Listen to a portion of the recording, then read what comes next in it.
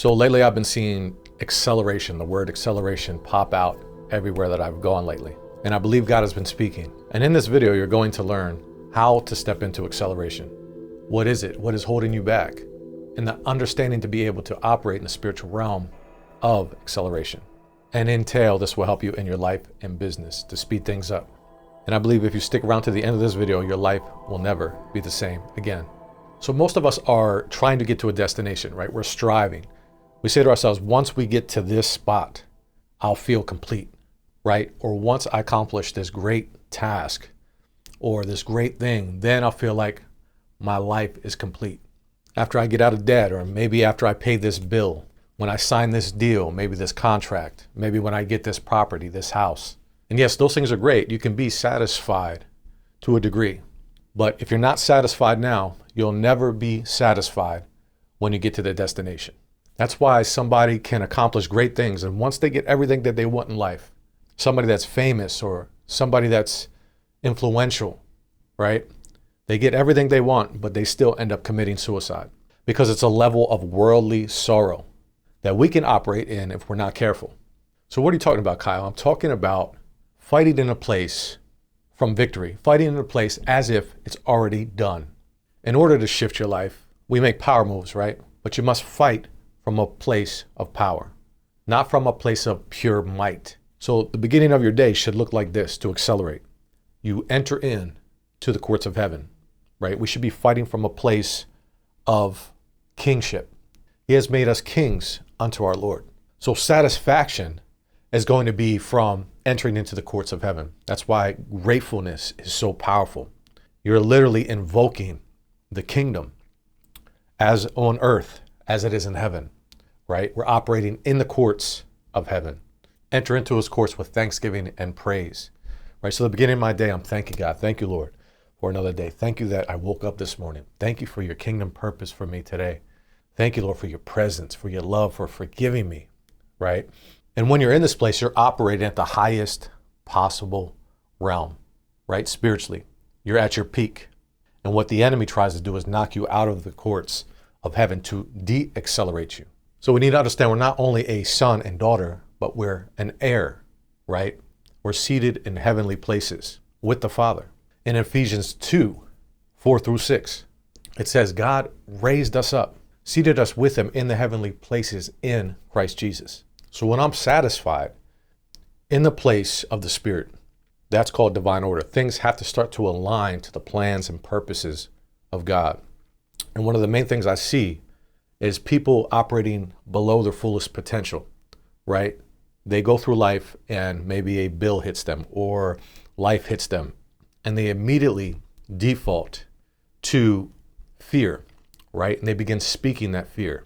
And this de-accelerates, right? This hinders. Yes, God is graceful and he has grace, but his grace is sufficient. But you don't want to frustrate grace, saying, listen, the time has come now where this has to stop, right? You may settle in life. Maybe there's a season you might drastically miss because God has been dealing with the things that you haven't put down, or the habitual sin, or the weights. You know, the Bible says that these things are weights, to lay aside every weight and the sin that easily besets us, so that you may run the race, right? So that we may run and accomplish everything that God has set out for us to accomplish. The Bible talks about walk circumspect, be unwilling. That word means be unwilling to take risks, right? The Bible also talks about redeeming the time. And I believe that means to make the best decisions in time to get the fastest possible result, to save time. So intimacy, right? Activating that power through proximity, through intimacy, through spending time, through spending that quality time with the Lord. And to remain in the acceleration, right? To have this Holy Spirit have the right of way in our lives, right? We miss things because habitual things in our lives are dampening the voice of the Holy Spirit, the guidance, right? We become under the control of something else. And the enemy will use witchcraft, right? The Bible talks about the nations shall be deceived in the end times by pharmakia. So there's things that can be drugs to us, right? And if you're drugged, you're under the influence of something else, right? That means the Holy Spirit doesn't have the total vessel right? There's a part missing. And when we release things, we elevate, right? When we release things, we're able to see like the eagle. The Bible talks about rising up like the wings as eagles. We'll be able to see like the eagle. We'll be able to see the enemy. We'll be able to see the vices. We'll be able to see the things that are slowing us down, right? We'll be able to see the danger ahead. We'll be sensitive enough to see the danger ahead and pray for the danger ahead, right? Or we may get a level of wisdom, right, through the Holy Spirit's revelation that we couldn't before, right? Because the Holy Spirit didn't have the complete right away. So we're missing, there's gaps in our revelation. And maybe you've been feeling like incomplete, like I just don't feel satisfied. I feel like I have to have this thing, right? And that's the same thing that the enemy did in the Garden of Eden. It's the same thing that he does today in our lives. He says, you don't have enough, right? Eat of this tree. And we forget that God is good, that taste and see that the Lord is good. The taste of holiness, the presence, the power, right? The ability and the momentum of heaven comes behind us. The wind of God comes behind us. And we're able to supernaturally produce on higher levels, right? Because it's his ability in us. We're able to have and contain the power to get wealth, right? Not only are we declaring and decreeing, right, from the courts of heaven based upon our words, right? Because our words have power. When we speak the word according to the will of God in our life, things happen, right? Things activate. Things begin to accelerate. They begin to happen faster. So Proverbs 18:21 says that death and life are in the power of the tongue. The tongue is the literal rudder, right? If you ever follow some people, like some famous people, I follow some famous people because I study. I'm a musician. Sometimes I follow famous musicians and actors and singers. And a lot of them prophesy their own death, right? They say, I don't think I'm going to make it and live till past 23. And what happens? They say that in a song prior, and then what happens? They end up dying at that age. So I think a lot of us think this is cliche, right? But the tongue literally can steer your life because God spoke the world into existence. And we are created in his image. We are little versions. So when we speak, we're either aligning with God or we're aligning with the enemy, right? And when you speak fear, that unexpected bill comes along, right? Or something happens, like a tragedy, and you begin to speak instead of saying, all is well, right? Or it is well, like the Bible talks about in that one story when she lost her son. It is well. It is well with my soul, no matter what. You're literally speaking word curses over your life. The first thing that the devil did was twist the word of God and say, God really didn't say that. Did God really say that? You know, paraphrasing here, but did God really say? Did God really say don't eat of that? So back to the garden, the devil caused us to lose focus, right? Which caused the fall of man and de-acceleration into the earthly realm. So he's doing the same thing. He's getting us to focus on lack and to speak in fear. Oh my God, I can't believe that happened. Oh my God, another bill. Oh my God, when is it going to happen?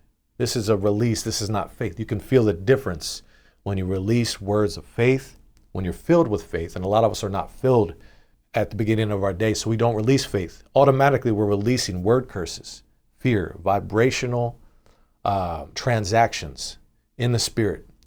Faith is a vibration unto God's glory, unto peace and tranquility. Fear is the release of anxiety, depression, even you could consider fight or flight. Listen, get this stuff. This is powerful. These are things that have changed my life. This is not cliche in a cliche way. These are real things that have happened to me in my life that I have tested these people, right? I have tested the people that the money preachers and the name it and claim it. And like, I have tested the dynamics of it all, right? And have applied it and have let God deal with me in my own life and to be able to give it back out in balance, right? Because it's not all name it and claim it. Yeah, things happen in life, right? Life is real, but we have to grasp onto faith and that there is a realm of speaking, right? That's important. And there's a realm that, like, yeah, you may go through a Job season, but are you in that season now? Like I say this often, like people say, well, what about Job? The Lord giveth and the Lord taketh away. He does, but according to the will of God in your life. So are you praying and getting direction? Getting the word of God on the situation is the most important thing. Because you can say you're going through a Job season and you may not even be in a Job season, right? Like how many of us really know people that are in actual Job seasons? Me, honestly, I've never seen one. I've never seen where God has just ripped everything from somebody, to test them. Yeah, things have happened to people around me, but that was to humble them. And that was through their own mistakes. That was through them not listening, right? That was through a lack of wisdom or a lack of sacrifice, right? So always get the word of God on your daily situations, because that's going to keep you in faith. That's going to keep you supported. If God says that you're unstoppable in this season, right? And which I believe the whole church as a corporate word, God is calling us to be unstoppable, right? You wake up every day and the devil's going to question that. He's going to say, are you really unstoppable? When God has called you to be unstoppable in this season. And I think if we understand that, right, and we really digest that, you're going to go to places that will completely blow your mind. And that's another cliche thing. God is getting ready to blow people's minds in this season. If we get in position and get in a place of acceleration, it's going to be amazing, right? Yeah, there's going to be persecution. Yeah, there's things that are going to happen that are still bad in the world, but you're called to advance and hold. Advance and hold, right? Advance and hold your position. Keep gaining ground. I'm not waiting for the rapture, right? Yeah, I'm going to be ready for the rapture in my heart, according to holiness, right? Ready for Jesus' return. But I'm not waiting here because the earth is so corrupt and the earth is so disgusting to me. I don't want to be on this earth anymore. I can't take it anymore. Just take me. No, I'm not going to do that, right? He's going to find me working like the talents, the parable of the talents. He's going to find me stewarding. He's going to find me doing, right? He's going to find me, like Jesus said, work while it is day. When night cometh, no man can work. So I'm going to work while there's time, right? Unto the Father, because my work is now worship. I'm in the courts of heaven, right? I'm declaring and decreeing the will of God over my life. I'm declaring and decreeing I am unstoppable today. Nothing will stop me, right? As long as I'm in a place of humility, as long as I'm in a place of dancing and walking with the Lord, right?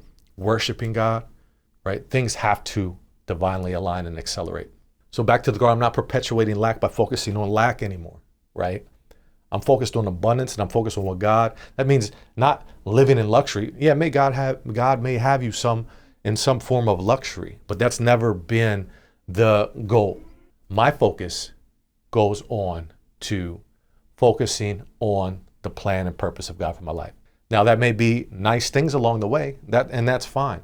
But I see too many get caught up in wanting things, right? I only want excellence. I want to come in excellence. I want to be able to do the will of God in excellence, and He can make your little and make it a lot, right? He can take the little that you have and make it excellent, right? But this whole wealth topic that I built my channel around is because God was showing me about wealth, right? Because I never really desired, I can't even say really, I never desired to be wealthy. Let's just say that, right? There was no inkling of that. I just wanted to enjoy God and enjoy life and get people saved. So people talk about acceleration. Well, what's this mystical thing about acceleration? Is there really something to this word, right? Is this a biblical word? Well, look, you can see in the Bible. If you talk about thoughts, the Bible says to renew our minds, right? If you're sifting through negative and positive all day, right, and you're not in the courts, you're not in Christ, then you're going to de-accelerate, right? Because there's going to be extra warfare, right? And the enemy uses things like overindulgence as witchcraft, right? As we talked about earlier. He uses addictions, right, to cause us to slow down. It may be overeating. It may be too much caffeine. It may be drinking, right, too much. Like people that may justify wine drinking and stuff like that. There's a fine line, right? Let God be your guide. Let the Holy Spirit be your guide. You know on the inside if he's telling you to put something down, right? So that's acceleration. But also Elijah accelerated. In 1 Kings 18:46, the hand of the Lord came upon Elijah and he outran Ahab, right? And Ahab was in the chariot. Elijah was on foot. That's crazy. That's supernatural acceleration. That's signs, miracles, and wonders. And God is the same God as he was then, as he is today. And things are going to begin to start happening like that. Again, we're going to see miracles, signs, and wonders begin to manifest. And God can restore the years. He can redeem the time, the Bible talks about. But we have to be in position. And in Isaiah 40:31, one of my favorite scriptures, wait upon the Lord and you shall renew your strength, right? Waiting upon the Lord gives us the strength to accelerate. And another example of acceleration, the Spirit took Philip away, right? Philip was in one spot and he was transported into a totally different place. If that's not divine acceleration, I don't know what is. That's the power of the Holy Spirit, the power of God in operation. So we're synchronizing with heaven. We're co-laboring with God, like the Bible talks about. We're co-laborers.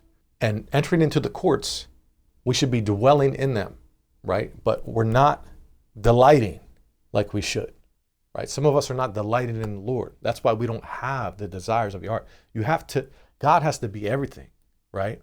When we begin to delight and just focus in on his presence and holiness, and without holiness, no man shall see the Lord. A lot of us haven't asked for forgiveness for things, right? We continue to do things.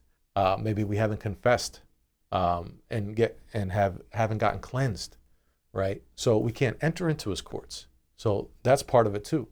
And once we understand that delighting in the Lord is everything, I wake up and I delight for another day to be with God, to walk in the garden, right? The devil came and stole our identity. Now God has given it to us back and telling us to rule and to reign with the time that we have on earth. Be an influence, get things done, build the business, write the book, start creating, put the reps in. But there comes a time where you get enough reps and now you've gotten to a place of mastery. Now you begin to teach others. And you don't need to be a master at something to teach somebody else. Like I could learn something small from today and tell a friend, say, listen, I just learned this. Like this is powerful. This is crazy, right? And they'll listen, right? And they'll get value in their life. They'll get something that can accelerate their life, right? Through wisdom, through knowledge, through my experience. So take your spiritual walk with God to another level. Begin to cut off what needs to be cut off. Rise to the occasion. Stop allowing the enemy to have footholds. It's time for you to divinely accelerate and come into the promised land. Don't allow things to weigh you down and keep you from elevating in faith. Start declaring debt paid. Start declaring bills paid. Start declaring advancement. Start declaring, I will not be the same. I will not stay in this place. Begin to time everything in your life, right? Time everything. We don't want to waste time. We want to be good stewards of our time. Maybe you're spending too much time watching TV. It's time out. You're spending time watching somebody else's dream while yours sits on the sideline. It's time to accelerate. And that's it for this video. If this video has challenged you in some way, don't forget to like, comment, and subscribe, and share it with somebody who might need it. And if you want to go deeper on acceleration and the practical, I put the accelerated mindset training together. This is the exact mindset that changed my life forever. I'm going to get more done in less time. Help me to stay hyper-focused and to start crushing my goals like clockwork. Literally, I've crushed every goal with the accelerated mindset training. These are nuggets. These are the things that God has shown me over time to be able to get things done fast. And this was one of my greatest struggles, right? I do more than most people, even when I was slow, right? In life, I was slower. I have two speeds, I tell people, right? And you don't, like, you might unpredict me, you know what I mean? Like, you might think, oh, this guy might be a little bit slow, but it's kind of like Yoel Romero in MMA, he'll lull you to sleep, right? He's real slow, and he does the okey doke, and he kind of goes like this, but then when he speeds up, it's like, it's fast, so it's like, listen, and I believe that's God-given, I believe God gives us these things in our lives, and a lot of you watching have that same aspect to your life, and God wants to speed it up today. And again, that's it for this video. I enjoyed it, presenting it just as much. I'm sure you guys enjoyed it on the other side. I hope you enjoyed it. And again, that's it for this video, and I'll see you on the next one. Go accelerate. I'll see you soon.